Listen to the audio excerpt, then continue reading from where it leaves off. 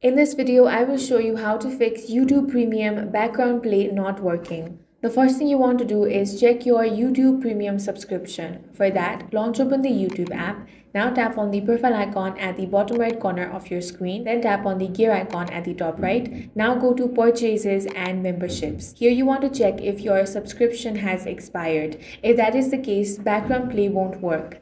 Next, you want to enable background play. For that, you want to head back over to your settings. Here tap on backgrounds and downloads, then select playback and then choose always on. Next, you want to turn off battery restrictions.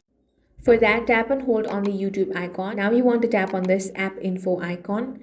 Once you get here, find the option of battery. Make sure that you set it to unrestricted or allow background activity.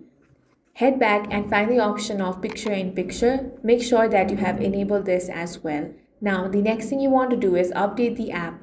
For that, head over to Google Play Store or App Store. Now search for YouTube. If update is available, tap on that and update the app to the latest version.